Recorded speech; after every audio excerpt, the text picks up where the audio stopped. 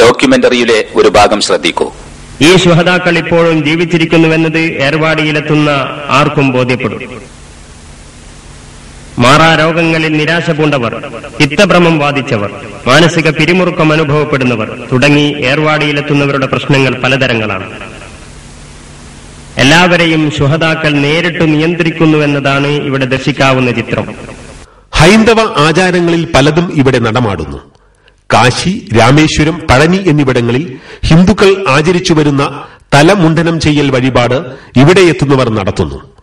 ഹൈന്ദവ വിശ്വാസികളോടും അവരുടെ രീതികളോടും സദൃശപ്പെടാനുള്ള ഈ നടപടിക്ക് ഇസ്ലാം എത്രമാത്രം എതിരാണെന്ന് അല്പമെങ്കിലും മതബോധമുള്ള ആരും അംഗീകരിക്കുന്ന കാര്യമാണ്.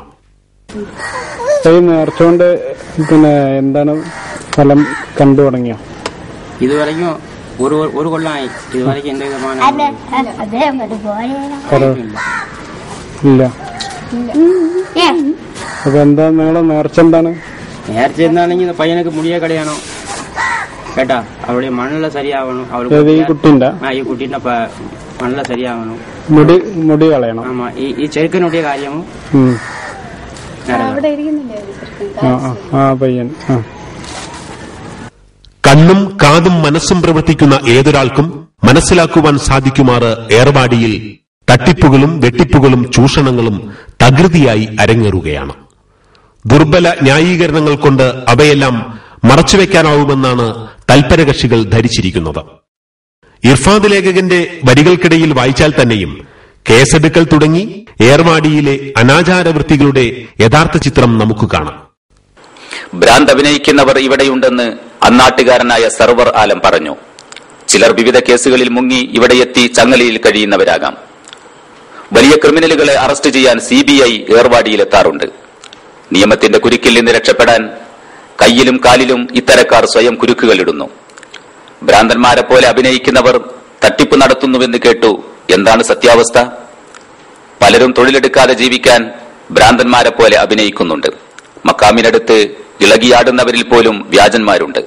നിങ്ങൾക്ക് അവരെ തിരിച്ചറിയാൻ കഴിയില്ല. സ്ഥിരമായി കാണുന്ന ഞങ്ങൾക്ക് അവരെ തിരിച്ചറിയാൻ കഴിയും.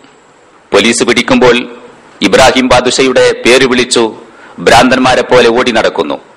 ഇങ്ങനെ പോലീസുകാരും കള്ളന്മാരെ തിരിച്ചറിയാതെ കുഴങ്ങുകയാണ്. തമിഴ്നാട്ടിലെ കള്ളന്മാരെ തിരിച്ചറിയാൻ പ്രയാസമില്ല. കേരളക്കാരനെ കള്ളനാണെന്ന് തിരിച്ചറിയുക അത്ര എളുപ്പമല്ല. വരുന്നവരൊക്കെ വൃത്തിയായിട്ട് ഡ്രസ്സ് ധരിക്കും. പലർക്കും താടിയും തലപ്പാവും ഉണ്ടായിരിക്കും. ഖുർആനോദാനും അറിയുന്നവരാണ് ഇത്തരക്കാർ.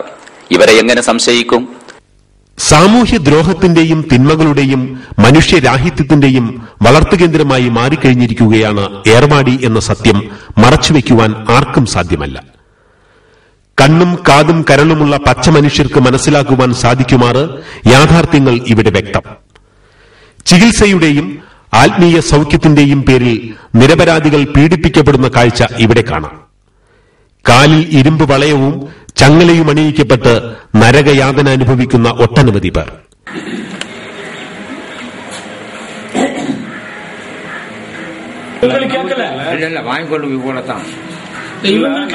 ഇവരിൽ 99% കേരളത്തിൽ നിന്ന് നാടുകടത്തപ്പെട്ടവരോ മാറ്റി നിർത്തപ്പെട്ടവരോ ആണ്. മനോരോഗ ചികിത്സയുടെ പേരിൽ നടമാടുന്ന ലൈംഗിക വൈകൃതങ്ങൾ ഉൾപ്പെടെയുള്ള കുറ്റകൃത്യങ്ങൾ ഏറെയാണ്. എന്നാൽ ഇത്തരം കിരാതവൃത്തികളും തിന്മകളും മറച്ചുപിടിക്കുവാൻ തൽപരകക്ഷികൾ പരിശ്രമിക്കുന്നു. ഏർവാടിയിലെ അലസവും ഉത്തരവാദിത്വമില്ലാത്തതുമായ ജീവിതത്തിൽ ആശ്വാസം കണ്ടെത്താനായി ഇവിടെ വന്ന് സ്ഥിരതാമസമാക്കിയവരിൽ ചിലരെ പിടിച്ചു നിർത്തി അവരെക്കൊണ്ട് വ്യാജ കഥകളും കള്ളസാക്ഷ്യങ്ങളും പറയിച്ച് അത് ദൃശ്യ ശ്രാവ്യ മാധ്യമങ്ങളിൽ പകർത്തി വിശ്വാസികളെ വഴിതെറ്റിക്കുകയാണ് കേരളത്തിലെ മുസ്ലിയാക്കന്മാർ ചെയ്യുന്നത്. ആലപ്പുഴ സ്വദേശി അബ്ദുൾ റഹീം തന്റെ അനുഭവം വിവരിക്കുന്നു. എന്റെ സ്ഥലം പുന്നപ്പുറം, ആലപ്പുഴ ജില്ലയ്ക്ക് തൊട്ട് പ്രദേശം. എന്റെ പേര് അബ്ദുൾ റഹീം. അബ്ദുൾ റഹീം.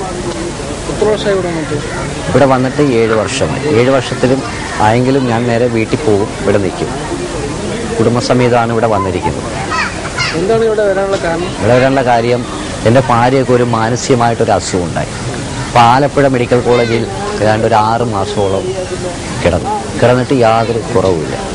അപ്പോൾ അദ്ദേഹത്തിൻ്റെ പേര് ഒരു മെയിൻ ഡോക്ടറാണ്. മെയിൻ ഡോക്ടർ എന്ന് പറയുമ്പോൾ ജെയിംസ് ഡോക്ടർ എന്ന് പറയും. ആലപ്പുഴയിലെ ഏറ്റവും വലിയ ഒരു ഡോക്ടറാണ്. 6 മാസം നോക്കിയിട്ട് സ്കാൻ ചെയ്യുകയും പിന്നെ തല സ്കാൻ ചെയ്യുകയും ഷോക്ക് അടിക്കുകയും മറ്റുള്ള രീതികളെല്ലാം ഒരുപാട് ട്രീറ്റ്മെൻറ്റ് ചെയ്ത് ഒരുപാട് പണങ്ങൾ ഇങ്ങനെ ചിലവഴിച്ച് കഴിഞ്ഞിട്ട് യാതൊരു കുറവില്ല. അത് കഴിഞ്ഞ് അടുത്തൊരു ഡോക്ടറാണ്, മൂർത്തി എന്ന് പറയും, ആലപ്പുഴയിൽ തന്നെ ഏറ്റവും വലിയൊരു ഡോക്ടറാണ്. അദ്ദേഹത്തിനെയും കാണിച്ചിട്ടും യാതൊരു കുറവില്ല. അപ്പോൾ ഇങ്ങനെ ഏറുവാടി എന്നിങ്ങനെ പറഞ്ഞു കേൾക്കാറുണ്ട്. അപ്പോൾ എനിക്ക് ഭീമാവള്ളി എനിക്ക് നല്ല പരിചയമുണ്ട്. നമ്മുടെ അടുത്തായിട്ട് വരും, ഞങ്ങൾ ഭീമാവള്ളിയിൽ പരിചയമുണ്ട്. പക്ഷേ അവിടെ ഒന്നും ഞാൻ പോയില്ല. അപ്പോൾ ഏറുവാടി എന്ന് പറഞ്ഞ് കേൾക്കാറുണ്ട്. ഈ പേരിൽ എന്തുമായിട്ടെന്നും പറഞ്ഞ് ഞാൻ ഇവിടെ വന്നെങ്കിലും ഏറുവാടി വന്നപ്പോൾ പരസ്പരം അനുഗ്രഹിച്ച് ഇപ്പോൾ വളരെയേറെ കുറവുണ്ട്. അതുപോലെ തന്നെ എൻ്റെ മക്കൾക്കും സുഖമില്ലായിരുന്നു. ഇപ്പോൾ ഈ 3 മക്കളും എല്ലാം ഫ്രീ ആയി. എൻ്റെ പെണ്ണുമ്പിള്ള ഭയങ്കരമായി ചങ്ങല കിടക്കുകയായിരുന്നു. അപ്പോൾ ഇവിടെ എനിക്ക് കുടിക്കാനും എടുക്കാനും എനിക്ക് വലിയ ബുദ്ധിമുട്ടൊക്കെ ഉണ്ടായിരുന്നു.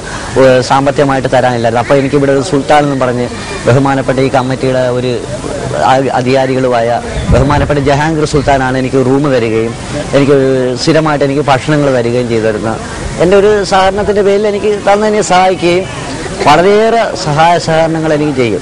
പിന്നെ എൻ്റെ ഭാര്യയെ കൊണ്ട് കുളിപ്പിക്കുകയാണ്. ഇവിടുത്തെ മരുന്നൊന്നും എന്ന് പറഞ്ഞാൽ ഒന്നുമില്ല. ഇവിടുന്ന് പ്രായമാത ഷാപ്പായും തരുന്ന ഒരു മരുന്നെന്ന് പറഞ്ഞാൽ നമ്മൾ നേരെ കൊണ്ട് ഇവിടെ ഒരു കുളമുണ്ട്, ആ കുളത്തിൽ കൊണ്ട് കുളിപ്പിക്കും. രാവിലെ കൊണ്ട് കുളിപ്പിക്കും, വൈകിട്ട് വരും. പിന്നെ ഇവിടുന്ന് വെച്ച് നേർച്ച വെളിച്ചെണ്ണ മേടിക്കും. പിന്നെ യാസീനും ഫാത്തിഹ ഓതും. പിന്നെ എല്ലാ ദർഗകളിലും നടന്ന് അള്ളാഹു റസൂലും കഴിഞ്ഞ് അവിടേക്ക് ദുആ അരക്കും. എന്തായാലും എന്നെപ്പോലെ ഒരുപാട് പേർക്ക് അങ്ങനെ രോഗങ്ങൾ ഉണ്ട്. ഇവർ പുറത്തിറക്കിയ ഒരു CD-യിൽ ഏർവാടിയുടെ മഹത്വത്തിന് നൽകപ്പെടുന്ന ദൃക്സാക്ഷി വിവരണമാണ് നാം കണ്ടത്. കേരളത്തിലെ പ്രമുഖ ഖബർ പൂജാ കേന്ദ്രമായ ഭീമാപള്ളിയുടെ സമീപ ജില്ലക്കാരനായിരുന്നിട്ടും ഈ വ്യക്തിക്ക് താൽപര്യവും വിശ്വാസവും ഉണ്ടായത് ഏർവാടിയിലാണ്. ആലപ്പുഴ മെഡിക്കൽ കോളേജിൽ ചികിത്സിച്ച് ഭേദമാക്കാനാവാത്ത തന്റെ ഭാര്യയുടെ മാനസിക രോഗത്തിന് ഏർവാടിയിൽ ശമനം ലഭിക്കുമെന്ന വിശ്വാസത്തിൽ എത്തിച്ചേർന്ന ഈ വ്യക്തിക്കും കുടുംബത്തിനും വർഷം 6 കഴിഞ്ഞിട്ടും തിരിച്ചു പോകാനായിട്ടില്ല എന്ന് ഇദ്ദേഹം തന്നെ തുറന്നു സമ്മതിച്ചിരിക്കുകയാണ്. ഭാര്യയുടെ അസുഖം പൂർണ്ണമായി ഭേദമായി എന്ന് പറയുവാൻ ഇദ്ദേഹത്തിന് സാധിക്കുന്നില്ലെന്ന് മാത്രവുമല്ല, സ്വന്തം ജീവിതം ഏർവാടിയുടെ പരിസരത്ത് തളച്ചിട്ടതിന് സാധൂകരണം കണ്ടെത്തുവാനും സാധിക്കുന്നില്ല. ഉത്തരവാദിത്വമുള്ള ജീവിതത്തിൽ നിന്ന് ഒഴിഞ്ഞുമാറുവാൻ ഏർവാടിയിൽ ശരണം പ്രാപിക്കുകയാണ് പലരും ചെയ്യുന്നതെന്ന് മനസ്സിലാക്കുവാൻ ഇത്തരം വ്യക്തികളുടെ വെളിപ്പെടുത്തലുകൾ സഹായിക്കുന്നു. ഏർവാടി എല്ലാ രോഗങ്ങൾക്കും ശമനവും സൌഖ്യവും നൽകുന്ന സ്ഥലമാണെന്ന് തൽപരകക്ഷികൾ പ്രചരിപ്പിക്കുമ്പോൾ യാഥാർത്ഥ്യം മറ്റൊന്നാണ്. ഏർവാടി പരിസരത്ത് അടിഞ്ഞുകൂടിയവരിൽ ആർക്കും ഭൗതികാതീതമായ രീതിയിലുള്ള സൌഖ്യം പ്രാപിച്ചതായി തെളിയിക്കുവാൻ സാധ്യമല്ല.